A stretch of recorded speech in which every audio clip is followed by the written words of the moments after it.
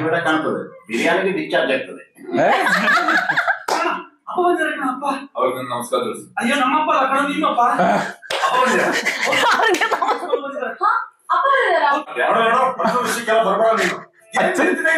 ನನ್ಗೇನು ಗೊತ್ತಿಲ್ಲ ಸರ್, ಇವ್ರು ತುಂಬಾ ಒಳ್ಳೆ.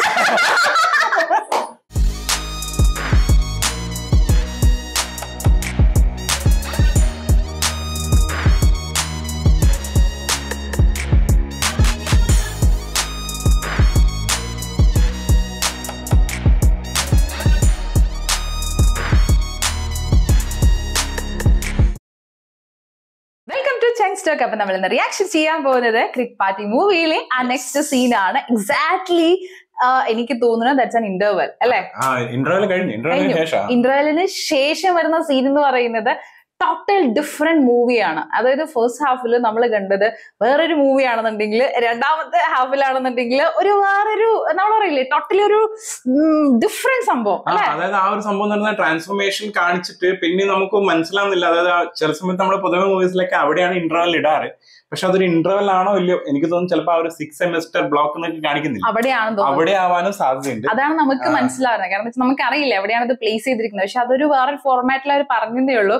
ആൻഡ് അത് മാത്രമല്ല, ശരിക്കും മൂവിയിൽ അവർ കാണിച്ചിരിക്കുന്ന ആ ഒരു ട്രാൻസിഷൻ സംഭവങ്ങളൊക്കെ അത് പെർഫെക്റ്റ് ആയിട്ട് നമുക്ക് ഡെലിവർ ആവുന്നുണ്ട് ഇല്ലേ? കാരണം ആ ഒരു ക്യാരക്ടർ മാറിയിട്ട് പുതിയ ആള് വരുന്ന സമയത്ത് പുതിയ ആളാണെന്ന് തോന്നിപ്പോകുന്ന രീതിയിൽ തന്നെയാണ് exactly that how he has changed അല്ലേ? അതായത് ആ ഒരു പക്ക ഒരു ചൈൽഡിഷ് ക്യാരക്ടറിൽ നിന്ന് കംപ്ലീറ്റ് മെച്ചൂർഡ് ക്യാരക്ടർ. പിന്നെ അത് മാത്രമല്ല ഭയങ്കര കലിപ്പ് attitude. And moreover when I was checking like I got to know like 32 years അങ്ങനെ ഏതോ ഒരു സമയത്തായിരുന്നു പുള്ളിക്കാരൻ ആ ഒരു ക്യാരക്ടർ ചെയ്തത്. he was 32. അപ്പൊ ആ ഒരു പ്രായത്തില് he got that vibe, അല്ലെങ്കിൽ നമ്മൾ പറയില്ല ഒരു possess that particular youth. പ്രത്യേകിച്ച് ജൂനിയർ ആയിട്ടുള്ള സംഭവം ഏകദേശം ഒരു 18 years ആ ഒരു റേഞ്ചിലോട്ടാണ് ബാക്കോട്ട് പോയത്. അത് ഗംഭീരമായിട്ട് ഈവൻ ദോ നമ്മള് ലുക്ക് വൈസ് എന്ന് പറയുന്നത് അവിടെ നമ്മൾ അധികം നോക്കുന്നില്ല. എക്സാക്ട്ലി നമ്മൾ ആ ഒരു ക്യാരക്ടറിന്റെ സ്വഭാവങ്ങളിലാണ് ആ ഒരു ചൈൽഡ് സംഭവങ്ങള്. So by default he became like that. ആ ഒരു രീതിയിൽ അത്ര നന്നായിട്ട് അത് ഡയറക്ഷന്റെ മികവ് തന്നെയാണ്. ആ ഒരു ക്യാരക്ടറിന്റെ ഡെഡിക്കേഷൻ, ഹാർഡ് വർക്ക് വേണമെങ്കിൽ പറയാം. അതിനുശേഷം പിന്നെ വരുന്ന സമയത്ത് ഭയങ്കര ഒരു മെച്ചോട് അല്ലെ? പിന്നെ അതുപോലെ തന്നെ കഴിഞ്ഞ പ്രാവശ്യത്തെ ആ ഒരു ക്രിക്കറ്റ് കമന്ററി ഫൈറ്റ് അല്ലെ, ആ ഒരു നല്ല രസമായിരുന്നു. കാരണം വെച്ചാൽ അതൊരു ഡിഫറെന്റ് അറ്റംപ്റ്റ് ആണ്. കാരണം പക്ഷേ അവിടെ എന്ന് വെച്ചാൽ last ended with he got hit on his head. So എങ്ങനെയായിരിക്കും ലൈക്ക് നെക്സ്റ്റ് എന്താ സംഭവിക്കുക? അവിടെയാണ് ഋഷഭ് ഷെട്ടി എന്ന് പറഞ്ഞ ഡയറക്ടർ ഒന്നും കൂടി നമ്മൾ ഇതാക്കിയത്. അതായത് ആള് എത്ര ഫൈറ്റ് എന്ന് പറഞ്ഞാൽ ഒരു കംപ്ലീറ്റ്ലി ഒരു നമ്മള് മറ്റുള്ള മൂവീസിൽ കാണുന്ന ഒരു സൂപ്പർ ഹീറോ അവരല്ല അല്ലെ? കാരണം ഒരു കോളേജ് സ്റ്റുഡന്റ് ആണ്. അപ്പൊ അത് നല്ല രീതിയിൽ തന്നെ കാണിക്കുന്നത്. ഒറ്റയ്ക്ക് ഫൈറ്റ് ചെയ്തു, അവിടെ വേറെ ആരും ഹെൽപ്പ് ചെയ്തിട്ടുണ്ടായിരുന്നില്ല. And he got hit. And അവിടെ ഒരു സൂപ്പർ ഹ്യൂമൻ അല്ലാന്ന് ഒരു സിനിമാറ്റിക് രീതിയിൽ നിന്ന് ഒരു ഡിഫറെന്റ് ആയിട്ട് കാണിച്ചു, റിയലിസ്റ്റിക് ആയിട്ട്. പിന്നെ അവിടെ നമ്മളുടെ സംയുക്തയും വരുന്നുണ്ട് ആ ഒരു ക്യാരക്ടറും. ഇനിയിപ്പോ എന്താ സംഭവിക്കാമെന്ന് നമുക്ക് നോക്കാം. റെഡി? പക്ക ഒരു ക്യാമ്പസ് പടം അല്ലേ?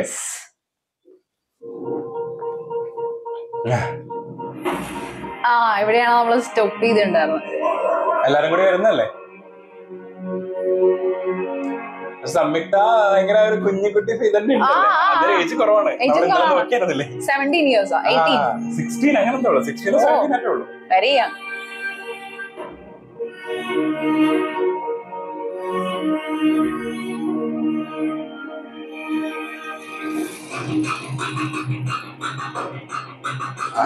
ഒരു സീനൊന്നും മാറിയല്ല.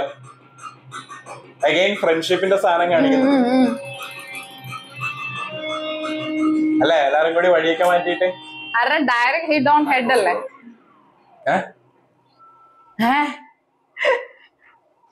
മാച്ച് ബോക്സ് കൊടു. ಅಂತ ಸಂಭವಿಸೆ ವಾಟ್ ಹ್ಯಾಪನ್ ನೋಡಿ ರೂಮ್ ಬಂತು. ಸುಮ್ಮನೆ ಒಡವಟ ಅಂತ ಮಾತಾಡ್ಕೊಂಡಿರ್ಬೇಡ. ಸಿಚುವೇಶನ್ ತುಂಬಾ ಸೀರಿಯಸ್ ಆಗಿರುತ್ತೆ. ಸ್ವಲ್ಪ ಸೈಲೆಂಟ್ ಆಗಿರು. ಶೋ ಇನ್ನಂತ ಬುಕ್ಕ ഇതാണ് സിറ്റുവേഷൻ. ತುಂಬಾ ಸೀರಿಯಸ್ ಆಯ್ತು. ಅಲ್ಲ ಬೇಡ, ನಾನು ಈ ಕರ್ಣನನ್ನು ವಿಚಾರಿಸ್ಕೊಂಡು ಹೋಗುವ ಅಂತ ಬಂದದ್ದು. ಆದ್ರೆ ಈ ಸ್ಪೀಡ್ ಇದು ದೆಸೆಯಲ್ಲಿ ಮಾಡ್ರೆ ವಾಪಸ್ ಹೋಗೋದೇ ಮಾಡ್ತಾ ಇದ್ದು. ಈ ಫ್ರೂಟ್ಸ್ ಒಂದು ಕರ್ಣನಿಗೆ ಕೊಟ್ಬಿಡಿ ಆಯ್ತಾ? ಮನೆಗೆ ಹೋಗಿ ಏನ್ ಮಾಡ್ತೀರಾ? ಹೌದಾ? ಎಷ್ಟೊತ್ತಿ ಹೇಳದ್ ನಿಮ್ಗೆ ಪಕ್ಕದ ರೂಮಿಂದ ಗ್ಲೂಕೋಸ್ ತಗೊಂಡ್ ಬರ್ಬೇಡಿ ಅಂತ. ಪಾಪ ಆ ಪೇಷಂಟ್ ಬಾಡಿಯಲ್ಲಿ ಗ್ಲೂಕೋಸೇ ಇಲ್ಲ. ಅಲಂಬು again kirkier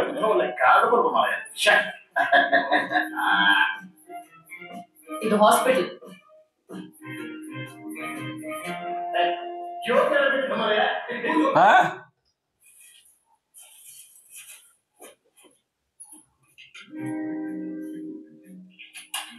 അവിടെ നിന്ന് ചിരിച്ചോണ്ടിരിക്കുന്നു ഫ്രൂട്ടി കണ്ടപ്പോ.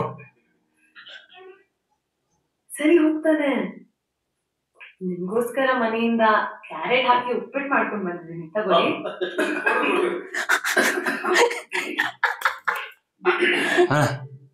ಗ್ಲೂಕೋಸ್ ನೆತ್ತಿಗೆ ಇತ್ತು. ನಾಳೆ ಬಿರಿಯಾನಿ ಮಾಡ್ಕೊಂಡ್ ಬರ್ತೀನಿ. ನಿಮಗೆ ಬಿರಿಯಾನಿ ಮಾಡ್ಲಿಕ್ಕೆ ಬರ್ತದ? ಹಾ, ಕಬಾಬ್, ತಲೆ ಮಾಂಸ, ಬೋಟಿ, ಆಮೇಲೆ ಕೈಮಾ ಬಾಲ್ಸ್. ನಾನ್ ಮಾಡಿದ ಕೈಮಾ ಬಾಲ್ ಅಂದ್ರೆ ಭಾಗ್ಯಂ ಪಂಚ ಪ್ರಾಣ ಅಲ್ದೇನೆ. ಹಾ, ನಾಳೆಯಿಂದ ಡೈಲಿ ಒಂದೊಂದು ಐಟಮ್ ತಗೊಂಡ್ ಬರ್ತಾಳೆ. ಕಾಣ್ತದೆ ಬಿರಿಯಾನಿಗೆ ಡಿಸ್ಚಾರ್ಜ್ ಆಗ್ತದೆ. ಅಪ್ಪ ಬಂದಿರ ಅಪ್ಪ. ಅವ್ರಿಗೆ ನಮಸ್ಕಾರ. ಅಯ್ಯೋ ನಮ್ಮಪ್ಪ ಅಲ್ಲ ಕಣ, ನಿಮ್ಮಪ್ಪ. ಹೌದು, ಅವರಪ್ಪ ಬಂದಿದ್ದಾರೆ. ಅಲ್ಲ, ನಮ್ಮಪ್ಪ ಬಂದಿದಾರ. ನಿಮ್ಮಪ್ಪ ಅಲ್ಲ ರೀ, ಅವರಪ್ಪ. ಮತ್ತೆ ಪ್ರಿನ್ಸಿಪಲ್ ಬಂದಿದ್ದಾರೆ ಅಂತ ಹೇಳಿದ್ರಿ.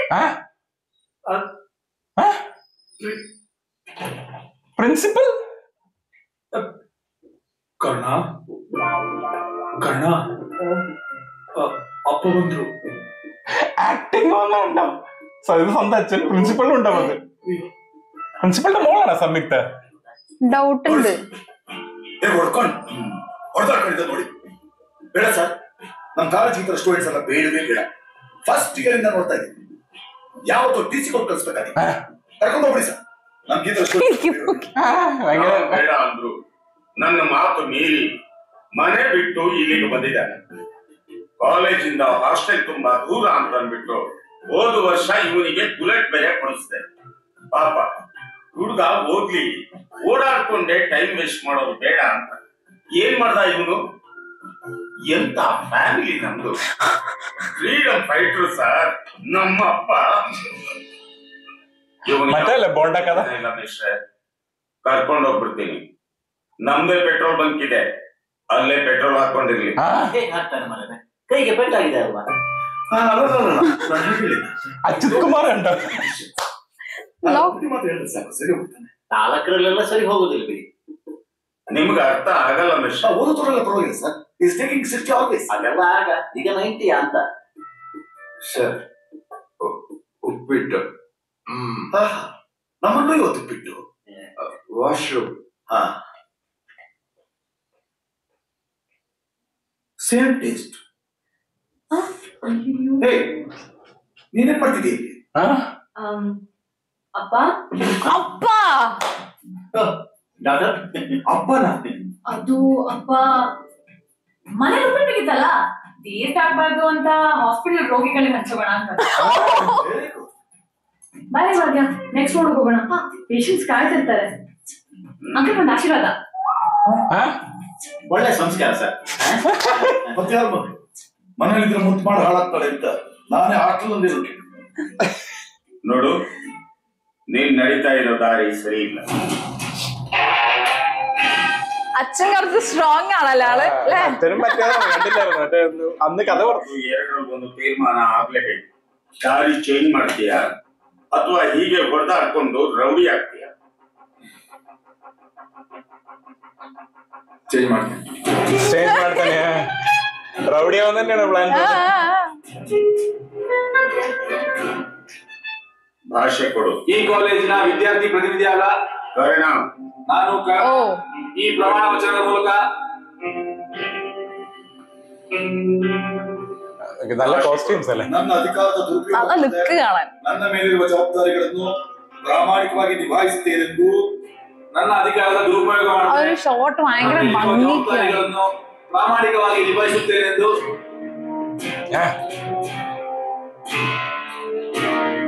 ഓ ഇവരല്ല അന്ന് അടിച്ചവര്.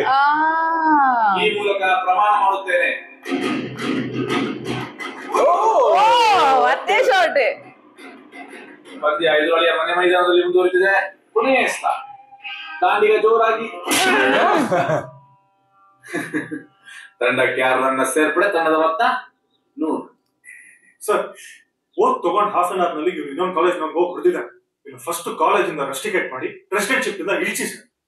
ಇಂಥವ್ರಿಂದ ಇಡೀ ಕಾಲೇಜ್ಗೆ ಅವಮಾನ ಸರ್. ನಾವು ಹೊಡೆದಿದ್ದೀವಿ ಅನ್ನೋದಕ್ಕೆ ನಿಮ್ಮ ಹತ್ರ ಪ್ರೂಫ್ ಏನ್ರ ಇದೆ? ನೀವು ಹೊಡೆದಿಲ್ಲ ಅದಕ್ಕೇನೋ ಪ್ರೂಫ್ ಇದೆ? ಇದೆ, ಹೊರಗಡೆ ಕಾಯ್ತಾ ಇದೆ. ಒಂದ್ ನಿಮಿಷ ಕರೀತೀನಿ.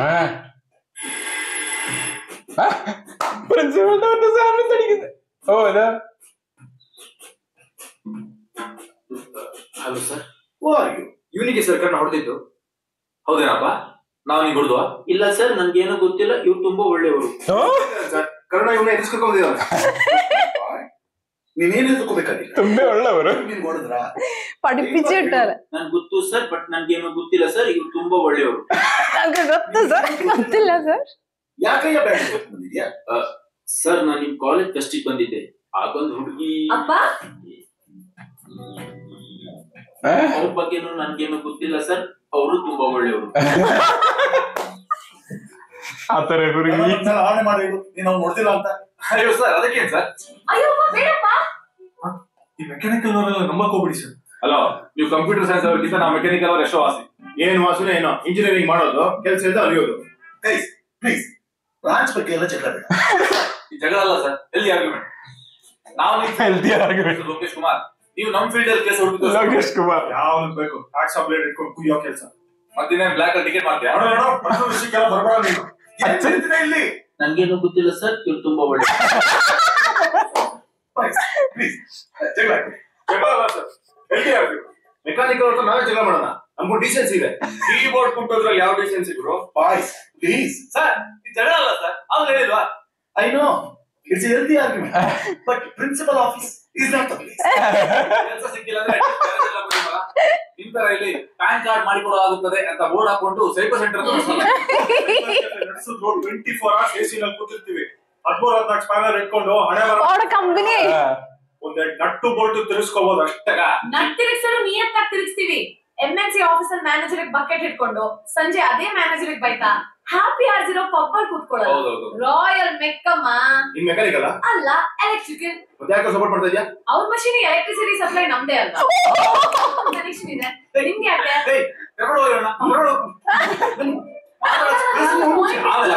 മെക്കാനിക്കിന് ഇലക്ട്രിസിറ്റി വേണ്ടേ? പക്ഷെ ലൈക്ക് കൊണ്ടുപോയതുണ്ടായിരുന്നു. ಇಲ್ಲಿಗೆ ಬರಕ್ ಆಗಲ್ಲ ಕಣ. ಬರ್ತೀವಮ್ಮ, ಬಿಲ್ಡಿಂಗ್ ಹತ್ಕೊಂಡ್ ಬರ್ತೀವಿ. ಬಿಲ್ಡಿಂಗ್ ನಾವು ಕಟ್ಟಿಸ್ತೀವಿ. ಅದು ಸಿವಿಲ್ ಇಂಜಿನಿಯರಿಂಗ್. ಸಿವಿಲ್ ಇಂಜಿನಿಯರಿಂಗ್ ಒಂದು ಪಾಯಿಂಟ್ ಇರಿ ಅಂತ. ಆ ಕೆಲಸ ಮೇಸ್ತ್ರಿನೂ ಮಾಡ್ತಾರೆ. ഡിപ്പാർട്ട്മെന്റ് സ്ട്രീറ്റിംഗ് ലൈക്ക് കിഡ് അല്ലേ, ഒരു കുട്ടീനെ പോലെ കാണുന്നേ. പിടിച്ചിരുത്തി ನೋಡಿ ಒಂದ್ಸತಿ ಕರ್ಕೊಂಡ್ ಬನ್ನಿ. ನೋಡಿ ತುಂಬಾ ದಿನ ಆಯ್ತು.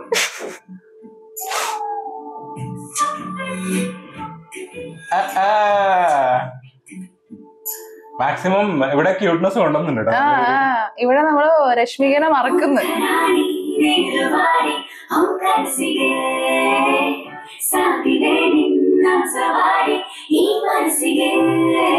ഫുൾ പല്ലും കാണിച്ചിരിക്കുന്നത്. ಅವ್ನು ಸರಿ ಇಲ್ಲ, ಅವನು ಕೋಪ ಜಾಸ್ತಿ.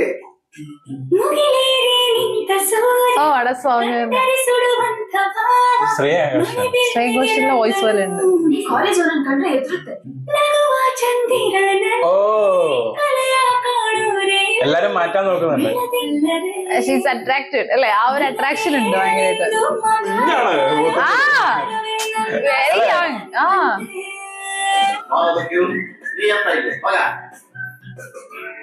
ಸರ್, ನನಗೆ ಈ remote gas leakage detector project ಮಾಡ್ಕೊಡ್ತೀರಾ? Remote gas leakage detector 7325 rupees. ಸರಿ ಸರ್. 50% ಅಡ್ವಾನ್ಸ್ ಇರಲಿ. ನೀ ಎಂತ ಮಾಡ್ತಿದ್ಯಾ? ನೋಡ್ತಾ ಇದ್ದೀನಿ. ಅದಕ್ಕೆ ಮಗ ಗಾಡಿ ಯಾರು ಕೊಡ ಎಂತ ಮೆನು ಮೆನು ನೋಡ್ತಾ ಇದ್ದೀನಿ. ಅದನ್ನ ಸೀದಾ ಹಿಡಿದು ನೋಡ್ಬೋದಲ್ಲ. ആളിവിടെ മെക്കാനിക്കലിന്റെ ഇത് പഠിപ്പിക്കാൻ ನಾವು ಪುಣೆಲ್ಲ ಬರ್ತೀವಪ್ಪ. ಬರ್ತಿದ್ರಿ, ಆದ್ರೆ ನೀವೆಲ್ಲ VIP ಎಲ್ಲ ಮಾಡಿದ್ರೆ ಅದಕ್ಕೆ ನಮ್ಮ ಹುಡುಗರಿಗೆ ಹೇಳಿ ನಿಮ್ಮನ್ನ ಏನ್ ಕೋರ್ಸಿದ್ದು? VIP ಅಂದ್ರೆ ಏನ್ ಸ್ಪೆಷಲ್ ಅಲ್ಲ ನೋಡಿ, ಆ ಕ್ಯೂನಲ್ಲಿ ಇದಾರಲ್ಲ ಅವರಿಗೆ 50% ಅಡ್ವಾನ್ಸ್. VIP 100% advance. ಮತ್ತೆ ಕೇಕ್ ಸಿಗ್ತಿದ್ರೆ ಕಾರ್ನ ಪಣಿ 40,000. ಇನ್ನು ಎಂತ ಟೆನ್ಷನ್ ಬೇಡ. 40,000ಕ್ಕೆ ಒಂದು ಸಾಲಿಡ್ ಪ್ರಾಜೆಕ್ಟ್ ರೆಡಿ ಆಗ್ತದೆ ವಿತ್ ಗ್ಯಾರಂಟಿ. പക്ഷെ അവര് company actually it's like A local guardian അല്ലേ? അതും ഓപ്പൺ ടോക്ക് ആണല്ലോ. ഫോർമാലിറ്റീസ് ഇല്ല. അത് അവിടെ കറക്റ്റ് കണക്ഷൻ കാണിച്ചില്ലേ വണ്ടിയിലെ? ഇവരും മെക്കാനിക്കലല്ലേ പഠിക്കണേ.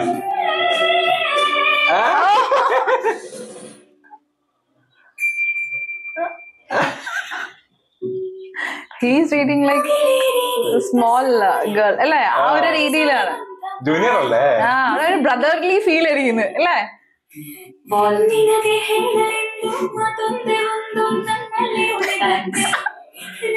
ഹാസനാട്ടോ സ്ഥലം.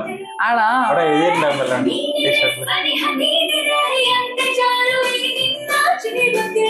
അവരെല്ലാരും അങ്ങനെയായിട്ട് It's like a pet, അല്ലേ? And she is very active, അല്ലേ? ഭയങ്കര ആക്റ്റീവ്.